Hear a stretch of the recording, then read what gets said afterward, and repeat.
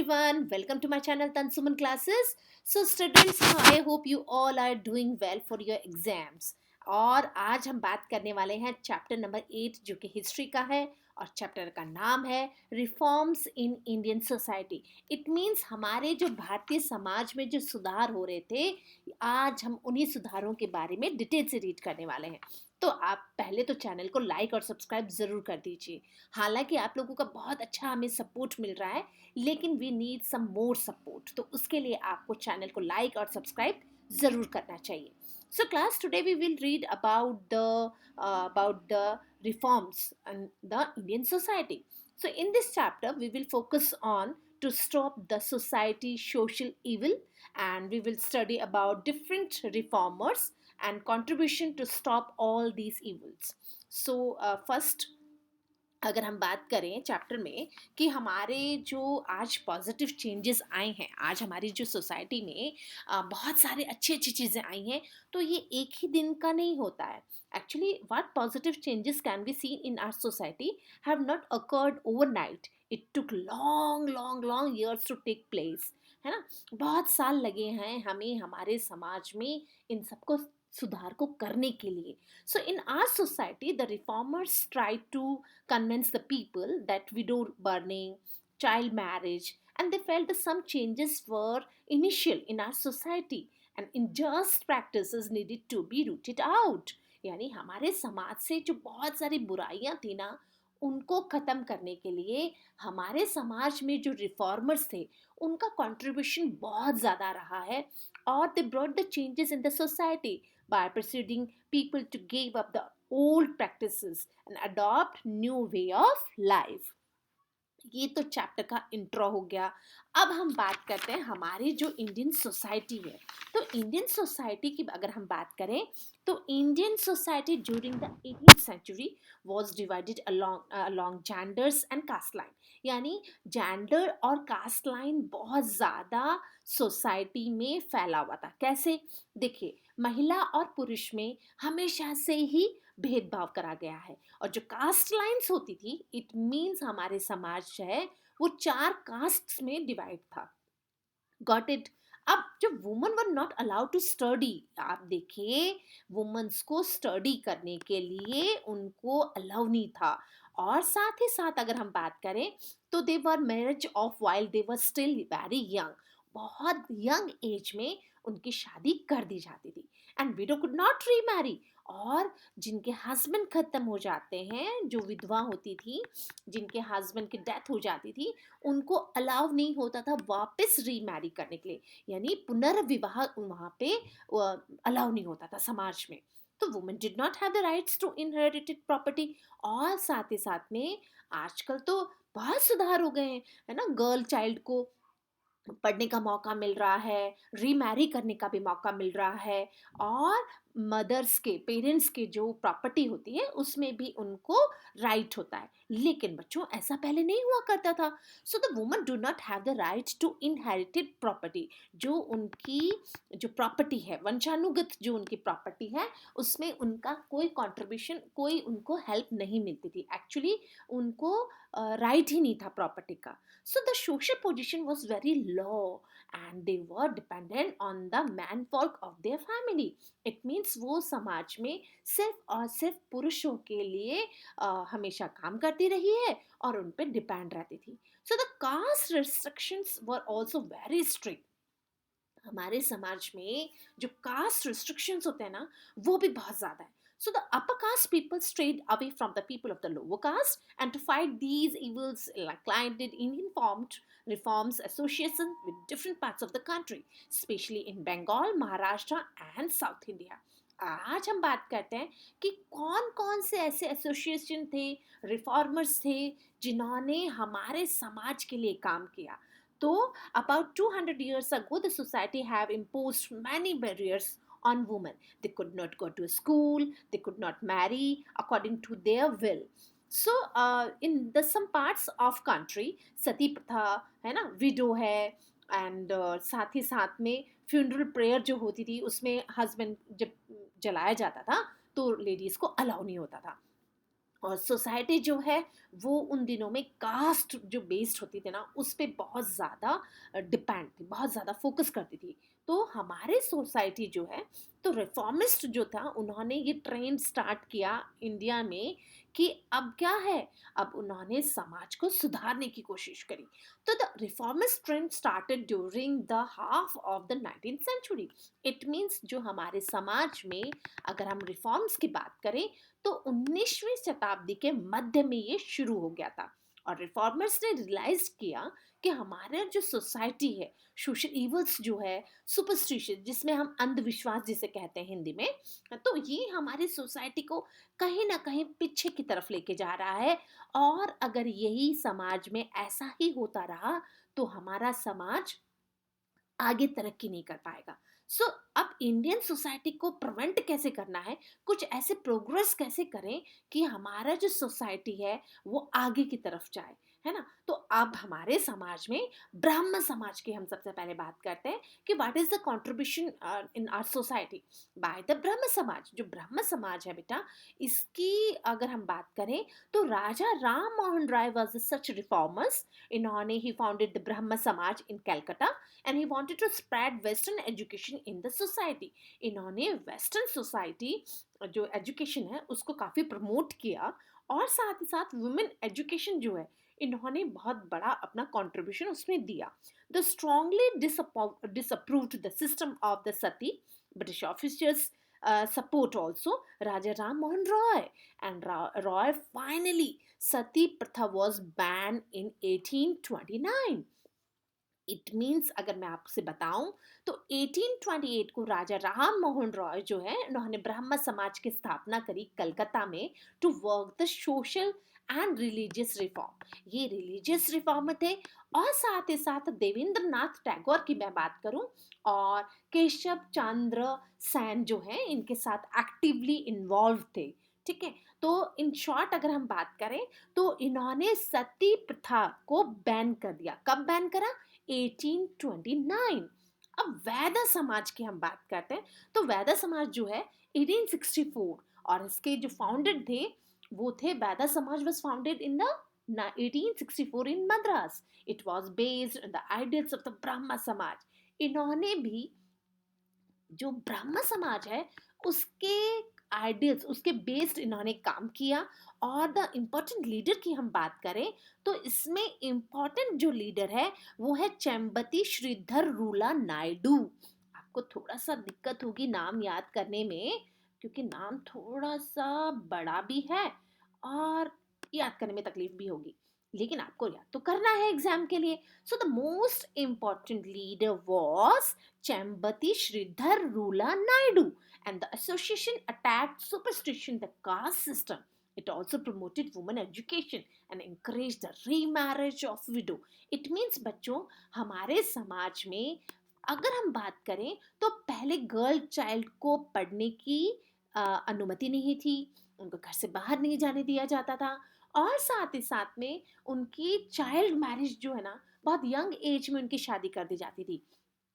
तो अब जो विडो हो जाती थी अगर जल्दी तो वो ता उम्र वो दूसरी शादी नहीं कर सकती है। तो इसके लिए भी समाज में इन्होंने काफ़ी प्रयास करे कि भाई इंकरेज किया इन्होंने रीमैरिज को। ठीक है, अब हम बात करते हैं प्रार्थना समाज की। तो प्रार्थना समाज पर भी वन मोर क्वेश्चन आता है एग्जाम में। एंड महादेव गोविंद रनाडे एंड रामकृष्ण भंडार का फाउंडेड द प्रार्थना समाज इन 1867। इनकी जो स्थापना हुई वो हुई 1867 में। And the association work by the abolition of the caste system and untouchability, improving the social status of women, widow remarriage widow remarriage and Hindu Muslim unity and the spread of the modern education। it means Mahadev Govind Ranade ने और Ramakrishna Bhandarkar founded the प्रार्थना समाज इन 1867।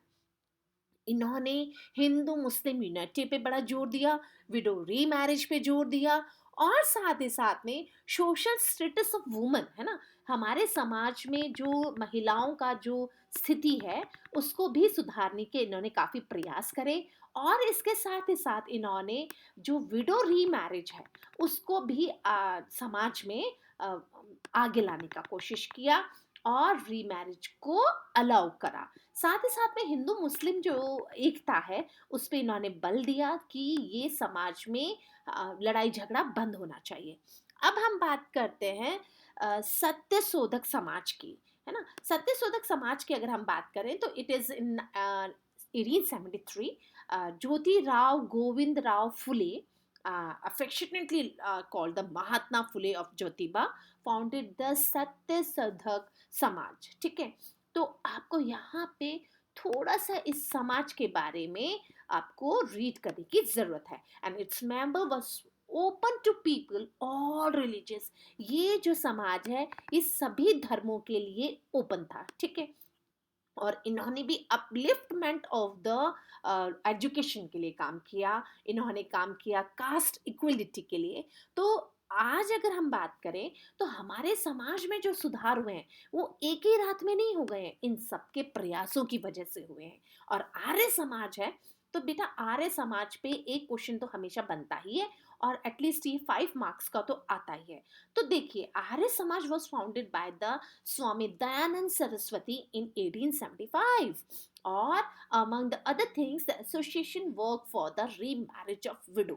आपको सिर्फ यहाँ पे आर्य समाज के बारे में अगर हम बात करें तो आपको ये ज़रूर याद रहना चाहिए कि इन्होंने सबसे ज़्यादा जो अच्छा काम किया वो विडो रीमैरिज के लिए किया। So the Arya Samaj was founded by the Swami Dayanand Saraswati in 1875, and among the other things association work for the remarriage of widow।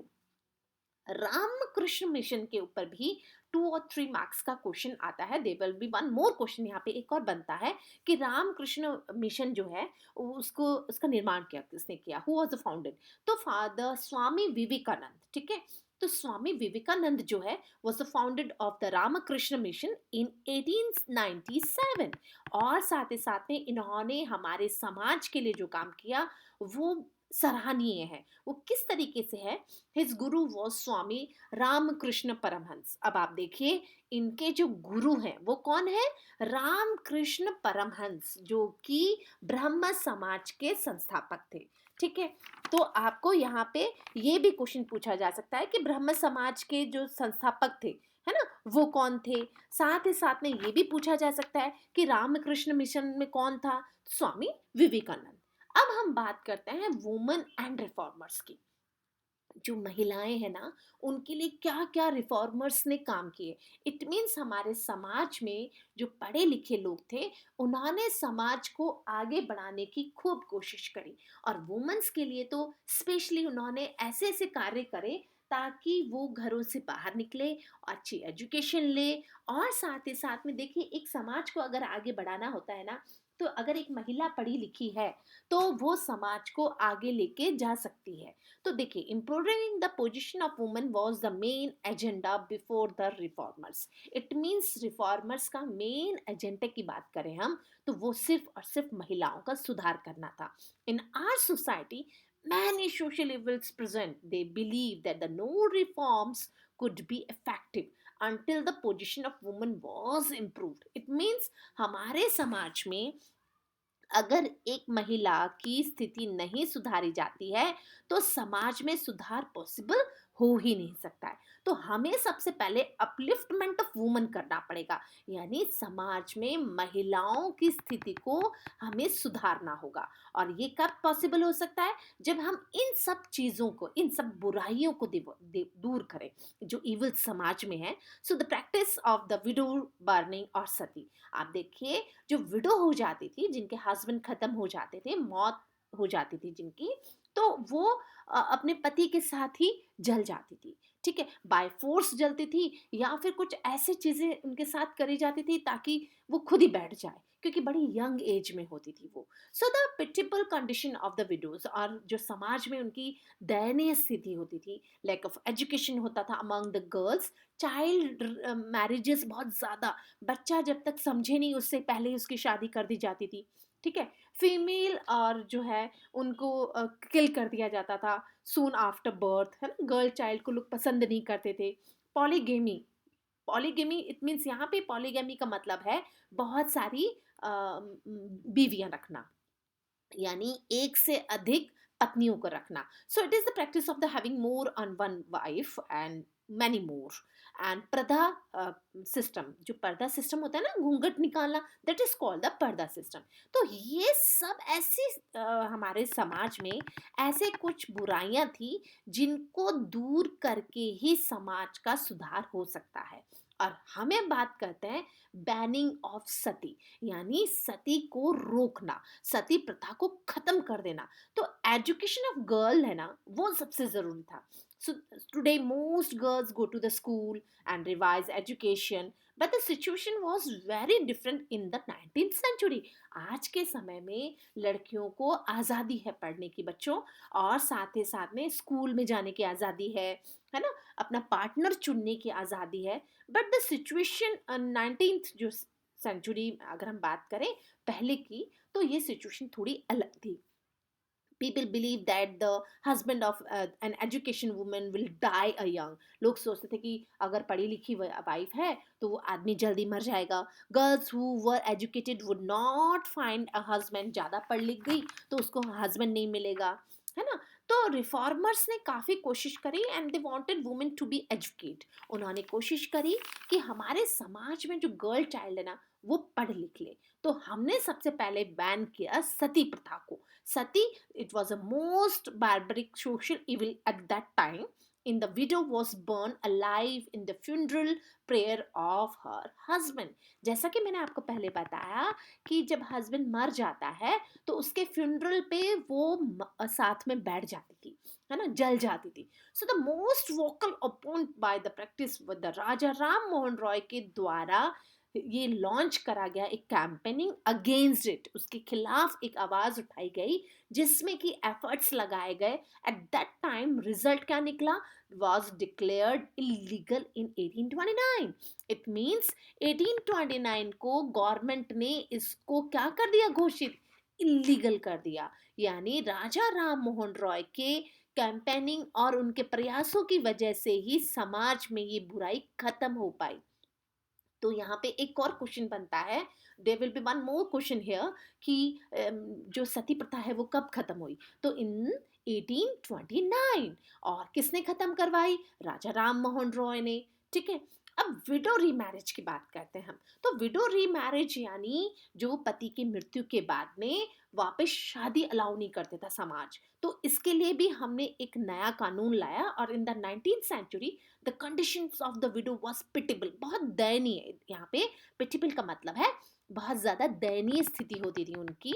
And they were not allowed to remarry, उनको वापस शादी करने के लिए allow नहीं होता था। Not could attend family functions because of the presence of the, अगर जो विडो होती थी, ऐसा माना जाता था कि फैमिली फंक्शंस में उनको अटेंड नहीं करना चाहिए, क्योंकि जैसे ही वो प्रेजेंस अपनी अटेंडेंस देंगी कुछ ना कुछ अपशकुन होगा। तो ये भी लोगों की धारणा चेंज करने की जरूरत थी। और ईश्वर चंद विद्यासागर ने एक ऐसी चीज लॉन्च करी विडो बेटरमेंट के लिए। So he also wanted to widow should be allowed to remarry if they so wished. His efforts lead to the passing of the Hindu Widow Remarriage Act 1856। यहाँ पे आपको देखना होगा ईश्वर चंद विद्यासागर के प्रयासों की वजह से ही ये एक्ट पास हुआ, जो कि 1856 में हुआ, जिसमें कि हिंदू विडो रीमैरिज एक्ट पास कराया गया। और इसमें था कि अब परमिट कर दिया गया है, सरकार के अनुसार एक ऐसा लॉ लाया गया जिसमें कि विडो को वापस शादी करने का अनुमति मिल गई।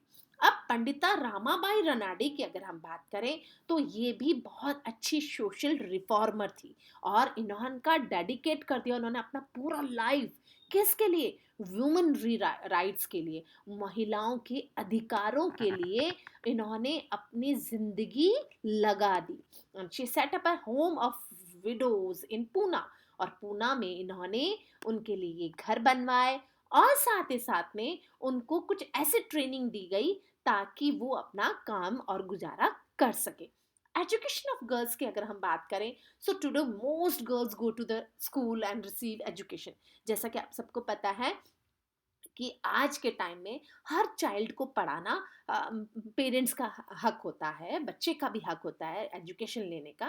But the situation was very different in the 19th century. Girls were discourage with the attending school, some discourage from the attending school. आप देखिए सॉरी, उनको अलाउ नहीं होता था, उनको अलाउ नहीं होता था स्कूल जाने के लिए।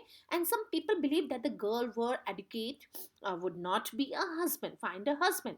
यानी अगर गर्ल चाइल्ड ज़्यादा पढ़ लिख गई तो उनको ऐसा लगता था कि उसको अच्छा हस्बैंड नहीं मिलेगा, या वो ज़्यादा पढ़ लिख गई तो उसका हस्बैंड जल्दी ख़त्म हो जाएगा, मर जाएगा, जल्दी मृत्यु को प्राप्त कर लेगा।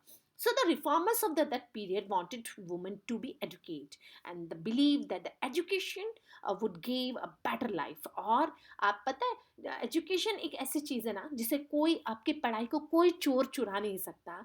आपके पास जो एबिलिटी है ना, बेटर एजुकेशन की वजह से आप बहुत आगे तक जा सकते हैं और बेटर लाइफ सरवाइव कर सकते हैं। तो ये हम समाज में हम सबको समझना चाहिए।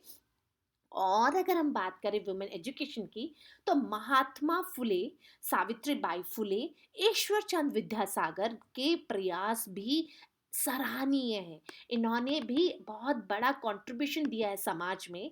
इन 1848 Jyotiba open school for the girls belonging to the lower caste, and Vidyasagar also started many school for girls.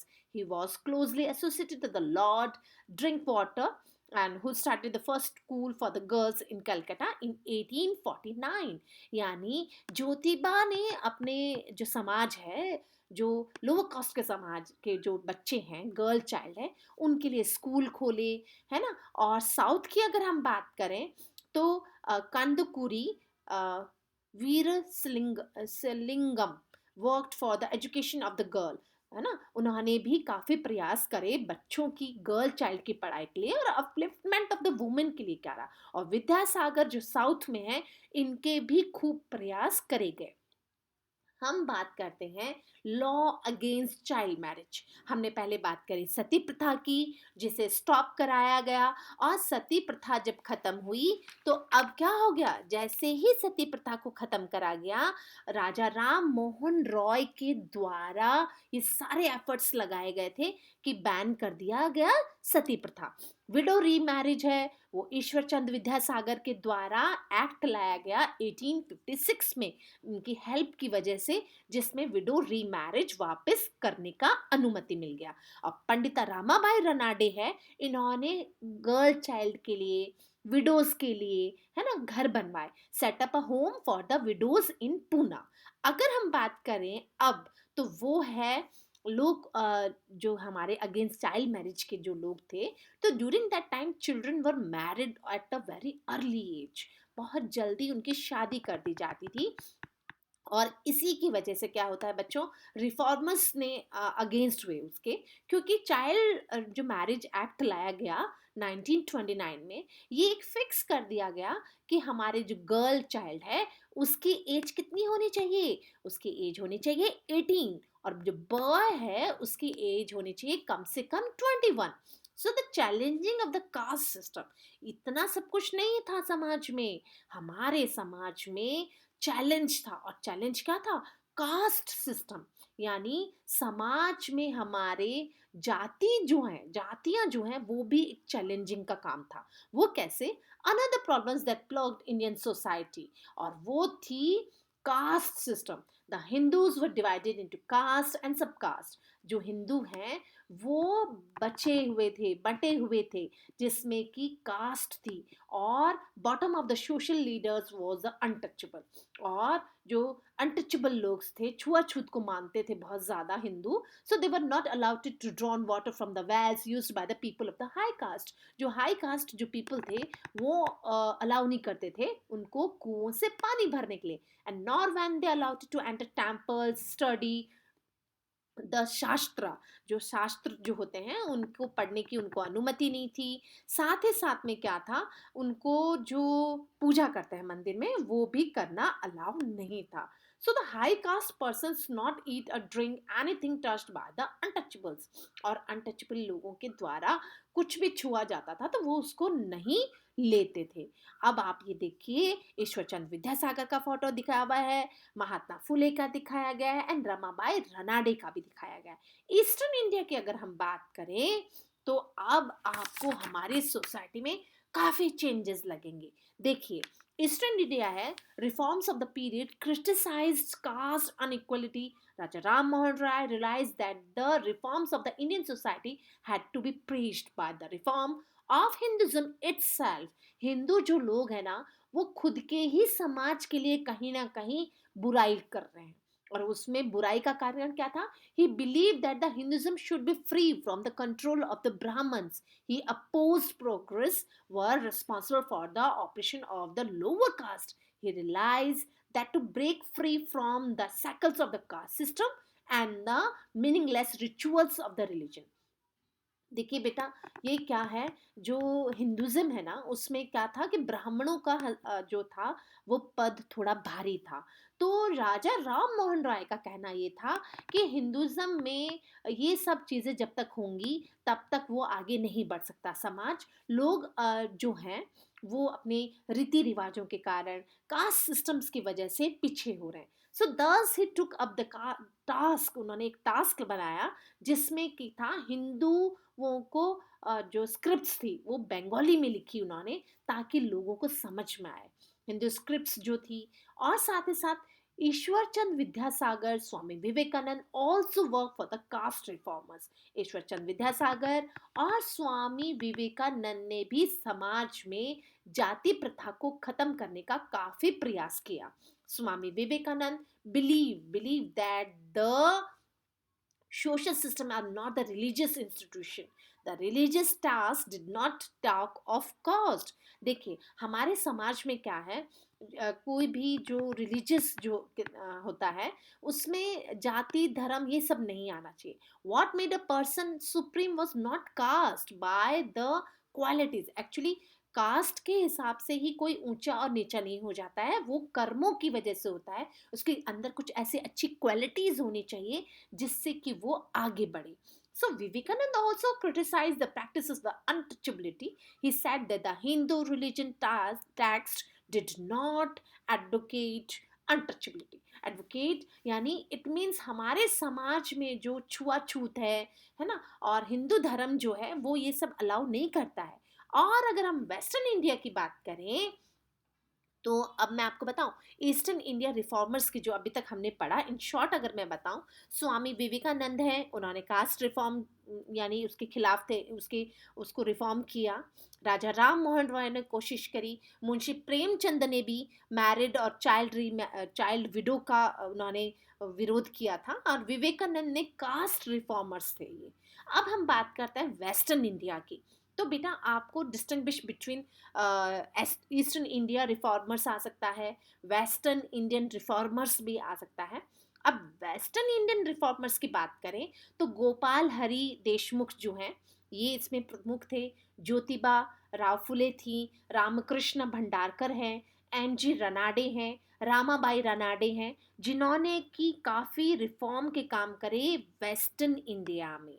ठीक है, और वेस्टर्न इंडिया में इनका कंट्रीब्यूशन सराहनीय था. And all of them spoke and right against the caste system. और ये सब किसके अगेंस्ट थे? कास्ट सिस्टम के. इन्होंने उसी के बारे में लिखा है. Jyotiba प्रोपेटेड caste equality and work to the uplift of the status of the untouchables. He also was against the dominance of the Brahmin priest. वो she was against, है ना. यहाँ पे कुछ मिसप्रिंट है. तो आप ये देखिए, जो ज्योतिबा जो थी, राव ज्योतिबा, वो कास्ट सिस्टम के बहुत खिलाफ थी. ब्राह्मण प्रिस्ट जो थे उनको लगता कि वो डोमिनेट करते हैं लोगों को. And they open many schools for the people low cost. और उन्होंने लो कॉस्ट के जो लोग हैं उनके लिए भी काफ़ी स्कूलें खोली और वहाँ पे एजुकेशन भी. अब साउथ इंडिया की बात करें ना तो साउथ इंडिया में भी कास्ट रिफॉर्मर की ज़रूरत थी, और यहाँ पे भी बहुत सारे ऐसे काम हुए। तेलुगु जो जर्नल थे, उन्होंने भी मैसेज दिए अपने कास्ट इक्वलिटी को बनाए रखने के लिए, और protest against the caste system. और इसमें था जो कि कंदकुरी जो हैं वो प्रमुख थे, है ना।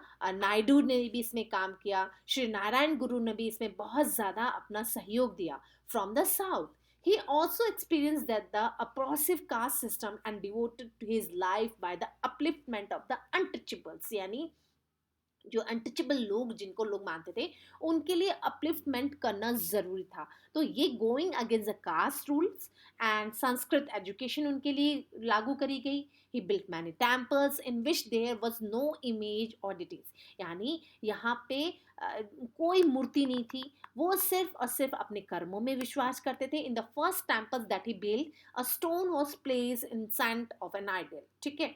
On the stone was engrave this message, और उस पत्थर पे यही था, here is the place where all people live in a fraternity without caste discrimination and the religious delivery। it means वहाँ पे ये था कि कोई भी धर्म का हो उसका स्वागत है। और he founded the association in the 1902 called Sri Narayan Dharma Paripallana Yoga, that the popularized in Bihar belief of one caste, one religion and one God। It means आपको there will be one more question, यहाँ पे भी एक question बनता है कि one cast, one religion और one God का उपदेश किसने दिया था? श्री नारायण धर्म परिपल्लनन योगम, ठीक है।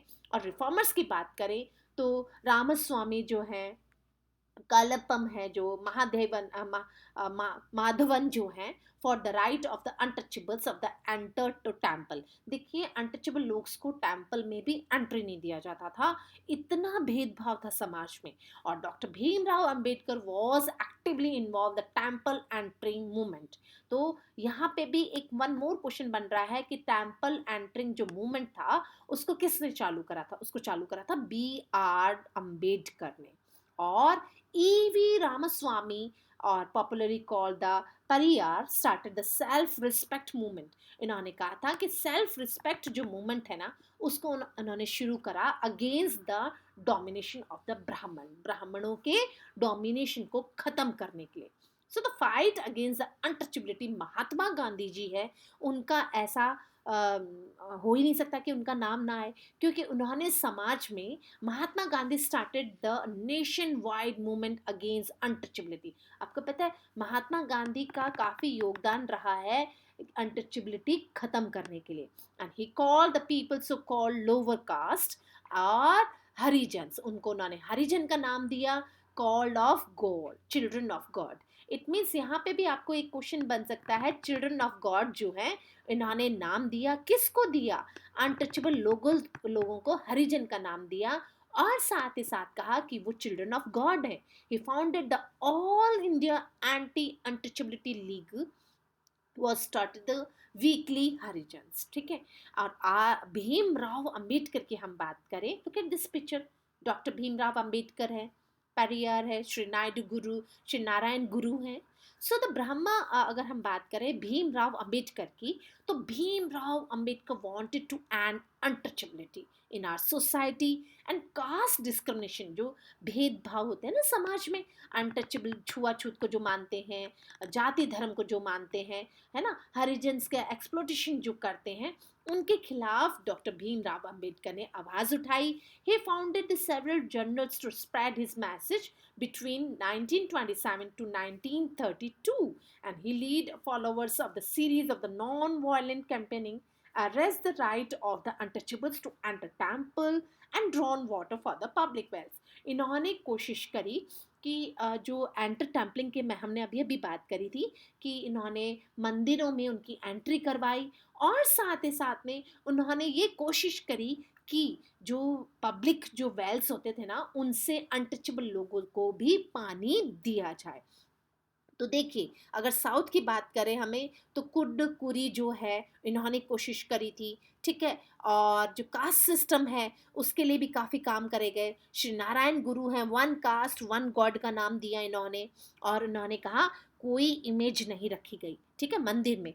ईवी रामस्वामी जो हैं, इन्होंने भी टेम्पल एंट्री करवाया, मूवमेंट करवाया इन्होंने, और लोगों को, अनटचेबल लोगों को अधिकार दिलाने की कोशिश करी गई। तो बेटा, जो आज हमारे समाज में इतना सब कुछ सुधार हुआ है ना, इसको होने में बहुत टाइम लगा है। और आज जो हम इक्वलिटी की बात करते हैं ना, तो ये सिर्फ ओवरनाइट हमें नहीं मिला है। It took long years of to take place. So thanks for watching this video. I hope आपको समझ में आया होगा. So the chapter is over. I hope you understand well and like and subscribe my channel. Your support always make me happy. Actually क्या होता है, जैसे support मिलता है ना, तो I feel very good, है ना. So thanks for your like and subscribe and thank you. Good day.